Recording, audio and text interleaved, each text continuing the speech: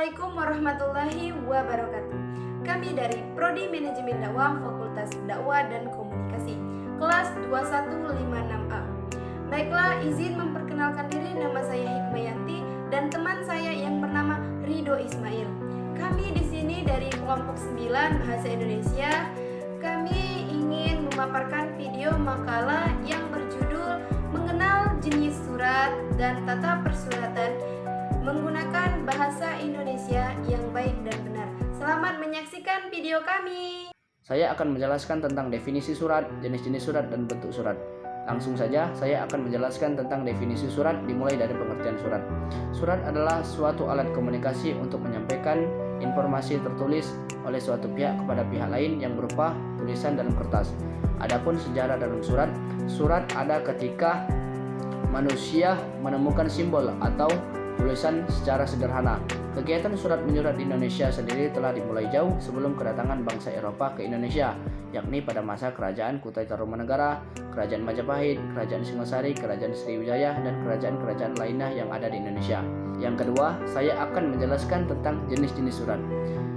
Jenis-jenis surat ini terbagi menjadi 5 bagian, yaitu yang pertama ada surat pribadi. Surat ini dibuat untuk tujuan pribadi yang dapat ditujukan kepada seseorang atau instansi terkait. Surat ini tidak memiliki nomor surat ataupun kod surat. Surat ini memiliki contoh seperti surat izin sekolah, surat sakit, dan lain sebagainya. Yang kedua, surat resmi. Surat ini dibuat untuk kepentingan yang bersifat resmi ataupun formal. Yang ketiga, surat dinas. Surat dinas ini dibuat untuk kepentingan pekerjaan formal seperti instansi dinas dan tugas kantor. Yang keempat yaitu surat niaga. Surat niaga ini digunakan oleh badan usaha untuk kegiatan jual beli. Yang kelima yaitu surat lamaran kerja. Surat ini dibuat oleh seseorang yang ingin melamar pekerjaan di instansi ataupun kantor yang sedang membuka lowongan pekerjaan. Yang ketiga, saya akan menjelaskan tentang bentuk-bentuk surat. Bentuk-bentuk surat itu ada bentuk lurus penuh ataupun block style, ataupun bentuk lurus penuh yaitu bentuk full box style. Yang kedua, bentuk lurus ataupun block style. Yang ketiga, bentuk setengah lurus ataupun semi block style. Yang keempat yaitu bentuk lekuk ataupun indented style. Yang kelima atau urat menggantung ataupun hanging style. Dan yang terakhir yang keenam yaitu bentuk resmi ataupun official style. Ya, demikian saya operkan kepada saudari Hikmah. Kami persilakan. Baiklah, saya di sini ingin meneruskan dari rekan saya Ridho Ismail, yaitu fungsi tata persuratan menurut Suprapto 2006. Surat merupakan alat komunikasi tertulis dan bagi suatu instansi mempunyai fungsi sebagai berikut. 1. Wakil dari pengirim. Surat wakil instansi yaitu surat selalu mewakili pengirimnya, yaitu penulisnya sebagai identitas yang perlu diketahui penerima surat tersebut. 2. Bahan pembuktian, yaitu sebagai bukti yang berwujud dan tertulis bahwa surat tersebut telah dikirimkan penulis kepada penerima yang dituju.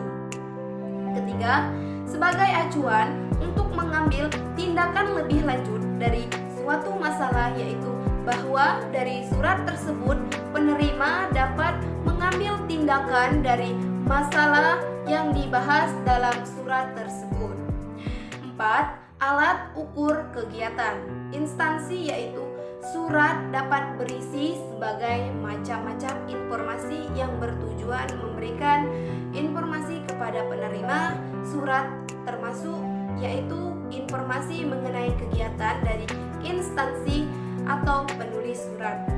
Kelima, sarana. Sarana itu memperpendek jarak, yaitu seseorang atau instansi yang berbeda di daerah lainnya yang berjarak tetap dapat berkomunikasi dan memberikan informasi sebagai cara pengirim surat. Adapun jenis-jenis surat yang menurut Baratawidjajah 2002. Surat dapat dibedakan berdasarkan berbagai aspek sebagai berikut. 1. Macam-macam surat berdasarkan jangkauannya. Ada eksternal, internal. Eksternal itu yaitu surat yang berasal dari dan untuk instansi dari luar. Sedangkan yang internal, surat yang berasal dari dan kesesamaan bagian dalam lingkup. 2. Macam-macam surat berdasarkan keaslian, yaitu asli. Asli lembaran yang ditujukan kepada instansi perorangan sebagaimana tercantum alamat yang dituju pada kepala surat atau lembaran yang dinyatakan asli. B. Tembusan lembaran penyampaian informasi kepada instansi perorangan yang mempunyai keterkaitan langsung maupun tidak langsung dengan informasi surat sebagaimana dikomunikasikan kepada instansi yang terdapat di kepala surat. Pada dasarnya, tembusan adalah lembaran yang terkena korban atau alat kopi lainnya dan dapat pula lembaran serupa yang dinyatakan sebagai tembusan. Selain istilah tembusan ini sering pula digunakan kata tindasan atau CC, yaitu carbon copy, yang digunakan untuk surat-surat dalam bahasa Inggris atau surat-surat internal. C. Salinan lembaran hasil penggandaan yang dilegalisir oleh pejabat yang berwenang. Selain setelah salinan ini sering pula digunakan kata turunan. D. Petikan lembaran berisi beberapa bagian kalimat atau hal yang diambil dari surat asli dan legalisir oleh pejabat yang berwenang. Selain istilah petikan ini sering pula digunakan kata kutipan. Ini saja yang dapat saya sampaikan. Kurang dan lebih saya mohon maaf. Zikir, fikir, dan amal soleh. Wallahul muwafiq ila aqwamit thoriq. Wassalamualaikum warahmatullahi wabarakatuh.